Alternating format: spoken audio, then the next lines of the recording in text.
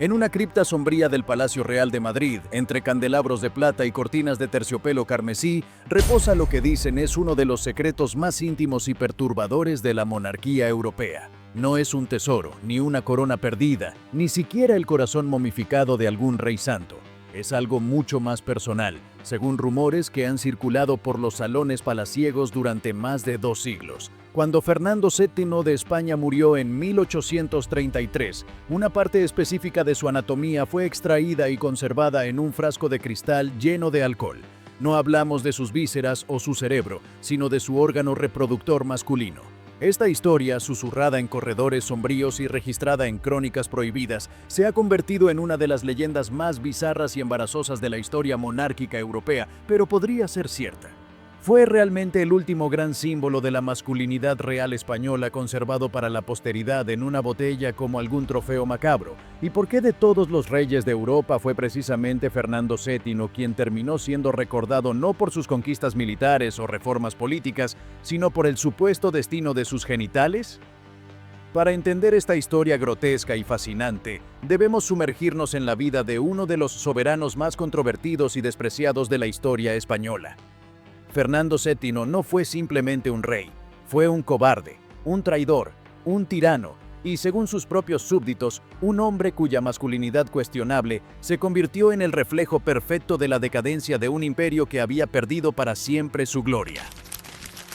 Fernando nació en 1784, hijo del rey Carlos IV y la reina María Luisa de Parma, en una España que ya no era la potencia mundial que había dominado los océanos durante los siglos anteriores.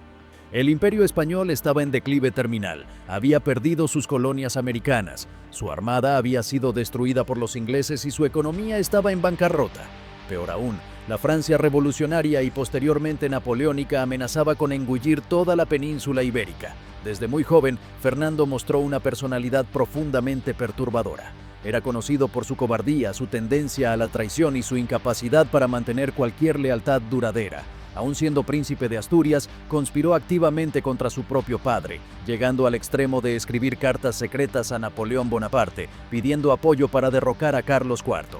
Esta traición familiar sería apenas la primera de muchos actos que definirían su reputación como el rey felón. En 1808, cuando finalmente logró forzar la abdicación de su padre y asumió el trono, Fernando duró apenas 2 meses como rey.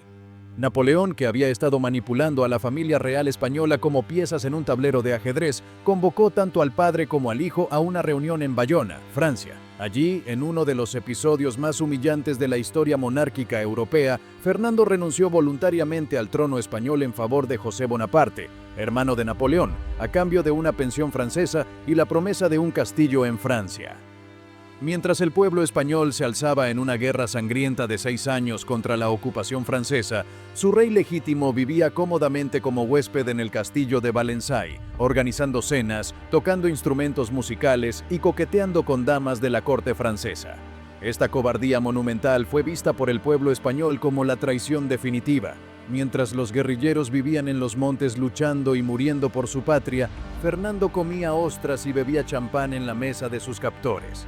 Durante estos años de exilio dorado comenzaron a circular los primeros rumores sobre la masculinidad dudosa del rey. Las correspondencias diplomáticas de la época, conservadas en los archivos franceses, hacen alusiones veladas a las debilidades personales del monarca español. No se trataba solo de cobardía política, había susurros sobre su masculinidad física. Algunos cronistas franceses de la época sugerían que Fernando podría ser impotente, lo que explicaría su facilidad para cambiar un reino por una vida de placeres superficiales. Cuando Napoleón fue finalmente derrotado en 1814, Fernando regresó a España no como un héroe liberador, sino como una figura profundamente comprometida. El pueblo, en una demostración impresionante de ingenuidad o desesperación, lo recibió como el deseado. Esta recepción cálida debió ser uno de los mayores malentendidos políticos de la historia europea, pues Fernando demostró inmediatamente que sus años en Francia no habían cambiado en absoluto su carácter fundamental. Su primera medida como rey restaurado fue abolir completamente la Constitución de 1812, que había sido elaborada durante su ausencia por las Cortes de Cádiz y representaba los ideales liberales más avanzados de la época. Fernando restauró el absolutismo más brutal, persiguió implacablemente a todos los liberales que habían luchado por la independencia de España y estableció un reinado de terror que habría hecho envidiar a los peores tiranos de la historia. Pero fue en su vida personal donde se revelaron los aspectos más oscuros y perturbadores de la personalidad de Fernando. Se casó 4 veces y cada matrimonio estuvo marcado por rumores, escándalos y, más significativamente, por la aparente incapacidad del rey para producir herederos. Su primer matrimonio fue con María Antonia de Nápoles, cuando aún era príncipe. María Antonia murió sin haber tenido hijos y circularon rumores de que el matrimonio nunca había sido consumado.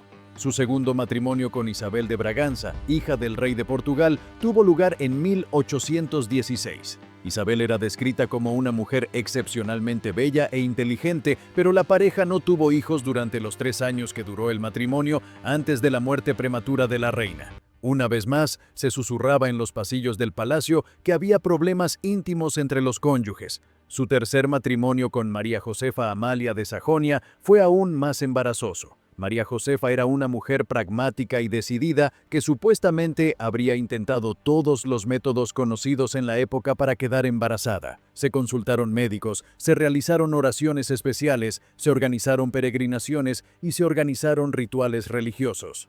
Incluso se dijo que el propio Papa fue consultado discretamente para obtener una bendición especial, pero a pesar de todos los esfuerzos, el vientre de la reina permaneció vacío. Fue durante este matrimonio cuando los rumores sobre la impotencia de Fernando VII alcanzaron su punto máximo. En los círculos de la corte se hablaba en voz baja de que el rey había nacido con malformaciones genitales. Algunos afirmaban que sufría de una condición llamada hipospadias, un defecto congénito en el que la abertura de la uretra no está en la punta del pene. Otros decían que tenía una fimosis severa o incluso que había sido víctima de alguna enfermedad venérea en su juventud que le había dejado dañado de por vida. La versión más extravagante sostenía que el rey padecía de criptorquidia, es decir, que uno o ambos testículos no habían descendido. Esta teoría se usó incluso para explicar su inestabilidad emocional, su falta de virilidad política y su dependencia obsesiva de sus esposas. El retrato que se fue formando era el de un rey atrapado en su propio cuerpo, incapaz de satisfacer sus deberes conyugales y de perpetuar su linaje. Y sin embargo, todo cambió con su cuarto y último matrimonio. En 1830, Fernando se casó con María Cristina de Borbón dos Sicilias, su sobrina carnal, de apenas 23 años. Él tenía 46, enfermo, obeso y con un historial conyugal desastroso. Nadie esperaba que esta unión produjera frutos. Pero entonces ocurrió el milagro. En 1830, María Cristina anunció que estaba embarazada. El reino entero contuvo la respiración. ¿Sería posible que, después de décadas de esterilidad, el viejo rey fuera finalmente padre? En octubre de ese mismo año nació una niña, Isabel. El rey estaba extasiado, aunque algunos sectores más conservadores de la corte empezaron a murmurar. ¿Y si la niña no era suya? ¿Y si María Cristina había sido discretamente ayudada por otro hombre para asegurar la sucesión? Las sospechas eran alimentadas por la aparente recuperación súbita de la fertilidad de Fernando y por el hecho de que, poco tiempo después, la reina volvió a quedar embarazada de otra hija, Luisa Fernanda. La controversia fue monumental porque España seguía regida por la ley sálica, heredada de la tradición borbónica francesa que impedía a las mujeres heredar el trono. Fernando, decidido a que su hija Isabel fuera su sucesora, promulgó la pragmática sanción que abolía esa ley. Esto provocó la ira de su hermano Carlos María Isidro, que se consideraba legítimo heredero. A la muerte del rey en 1833, estalló la Primera Guerra Carlista, una guerra civil entre los partidarios de Isabel, conocidos como isabelinos, y los de Carlos, los carlistas. Es en este contexto de sospechas, traiciones y luchas por el trono que nace la leyenda más escabrosa de todas, la del miembro viril del rey preservado en un frasco. Según versiones orales recogidas por historiadores poco convencionales y algún que otro documento de dudosa procedencia, tras la muerte de Fernando VII se realizó una autopsia secreta. En ella, uno de los médicos reales habría extraído su órgano reproductor para examinarlo en busca de anomalías que explicaran su esterilidad durante tantos años. La leyenda afirma que, tras estudiar el órgano y encontrarlo aparentemente normal, se decidió conservarlo como una especie de prueba de virilidad póstuma. La reliquia fue, según la historia, depositada en un frasco de cristal lleno de alcohol, etiquetada cuidadosamente y guardada en una de las dependencias más oscuras del Palacio Real. Allí habría permanecido durante décadas, pasando de mano en mano como un secreto de Estado, hasta que con el tiempo se perdió su rastro. Algunos dicen que fue trasladado al monasterio de El Escorial, otros afirman que terminó en los sótanos del Museo del Prado junto a otras reliquias anatómicas. Hay incluso quien asegura que fue robado por un embajador extranjero fascinado por lo grotesco del objeto. Esta historia, evidentemente, no puede ser confirmada por fuentes oficiales. El Archivo General de Palacio nunca ha mencionado tal frasco en sus catálogos. Ningún inventario médico de la época lo registra, y sin embargo, el rumor persiste. Historiadores, periodistas y curiosos han buscado durante años sin éxito ese frasco de vidrio que supuestamente encierra el secreto final de uno de los reyes más despreciados de España. Pero más allá de si es real o no, el hecho de que esta historia haya sobrevivido durante casi 2 siglos dice mucho sobre cómo fue percibido Fernando VII. En la memoria colectiva, no quedó como un rey fuerte, sabio o valiente, sino como un símbolo de impotencia, tanto literal como metafórica. Su miembro, preservado en alcohol, no sería entonces un simple órgano, sino el testimonio mudo del colapso de una monarquía que se desmoronaba desde dentro. Y así, entre los mármoles del palacio, los libros de historia y los susurros de las abuelas, se conserva esta historia improbable. No importa si es real, lo importante es lo que representa. El cuerpo de un rey convertido en leyenda, la virilidad transformada en reliquia y el poder reducido a un objeto flotando en un frasco. Porque al final, lo que más aterra no es la posibilidad de que el pene de Fernando VII esté flotando en algún rincón oscuro del Palacio Real. Lo que de verdad nos inquieta es que un rey pueda haber sido tan débil, tan humano, tan patéticamente falible, que sus contemporáneos decidieron que lo único que valía la pena preservar de él era precisamente aquello que más lo había avergonzado en vida. Una historia que nos habla no solo de un hombre, sino de todo un sistema de poder que no supo salvarse ni siquiera a sí mismo. Lo más irónico de toda esta historia es que, en sus últimos años, Fernando VII pareció obsesionarse con su propia imagen póstuma. Mandó escribir crónicas, encargó retratos donde aparecía majestuoso, con la mirada firme y la mano sobre la espada. Quería que lo recordaran como un monarca restaurador, como el hombre que devolvió a España su corona tras la derrota napoleónica. Pero el pueblo nunca olvidó que había sido él quien pidió ayuda a los franceses para aplastar la Constitución de Cádiz, que fue él quien abolió todas las reformas liberales, que gobernó con una mezcla de capricho, represión y torpeza. La figura del rey quedó dividida entre lo que él quiso que fuera y lo que realmente fue. Un hombre encerrado en su propio cuerpo, limitado por sus miedos, sus enfermedades y quizás por una impotencia que no solo era física, sino profundamente simbólica. La leyenda del frasco encapsula precisamente ese abismo. Es la metáfora perfecta de un reinado que intentó controlar cada aspecto de la narrativa oficial, pero que no pudo evitar ser definido por su debilidad. Mientras la historia oficial lo vestía con honores, la historia popular lo desnudaba, lo examinaba y lo sumergía en formol. Incluso en los círculos académicos más serios, la historia del frasco ha generado una fascinación particular. No tanto por su posible veracidad, sino por lo que revela sobre la necesidad humana de simbolizar la decadencia. Fernando VII no fue el único monarca cuestionado en su virilidad, pero sí uno de los pocos cuya presunta impotencia terminó convertida en leyenda tangible. En Francia, por ejemplo, se hablaba del carácter afeminado de Luis XVI, pero nunca se llegó a inventariar su cuerpo. En cambio, en España, esa leyenda del frasco habla de una obsesión nacional por explicar el desastre político mediante la biología del rey. Un escritor de mediados del siglo XX llegó a afirmar en un ensayo que la historia de Fernando VII no puede entenderse sin ese frasco invisible. Es su retrato más exacto, el que nunca se pintó pero que todos imaginan, el del poder reducido a su mínima expresión. Con los años, la figura de Isabel II, su hija, tampoco escapó a la sombra de esta leyenda. Muchos de sus detractores insinuaban que su carácter indeciso y su reinado caótico eran la herencia directa de una concepción dudosa, que, al haber nacido de un rey impotente, llevaba consigo un linaje debilitado. Esta narrativa, profundamente injusta y misógina, fue alimentada por quienes querían desacreditar la monarquía desde sus cimientos. Pero más allá de su validez, lo que demuestra es cuán profundamente caló la sospecha de que el rey jamás fue padre en sentido biológico.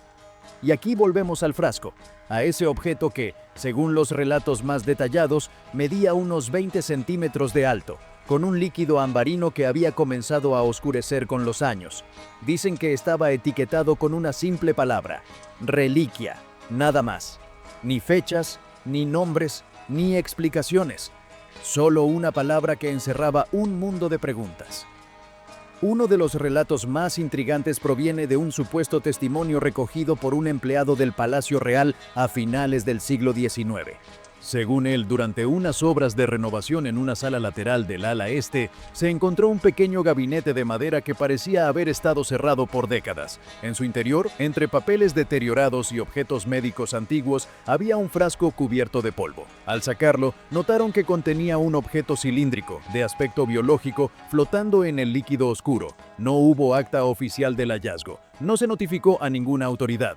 El frasco, según este relato, fue retirado en secreto por uno de los encargados, que lo entregó a una figura no identificada de la nobleza. Nadie más volvió a verlo.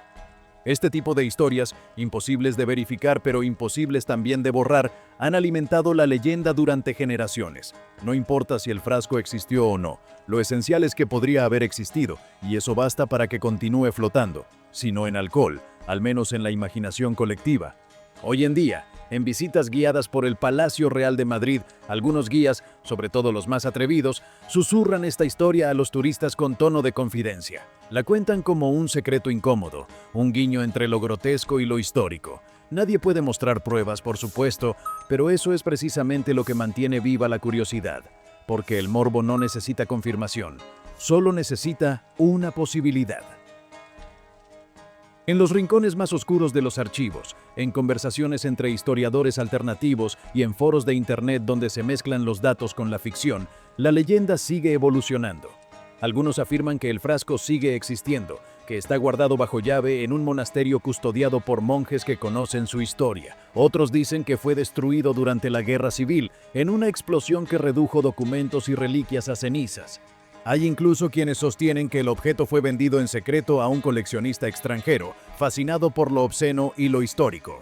Lo único seguro es que más de 2 siglos después del nacimiento de Fernando VII, seguimos hablando de su virilidad.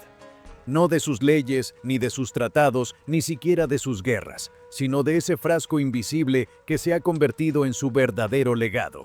Y tal vez esa sea la ironía más grande de todas, que un rey obsesionado con el control de su imagen, con la restauración del poder absoluto y con ser recordado como un salvador de la monarquía, haya pasado a la historia por algo tan íntimo, tan vulnerable, tan humano.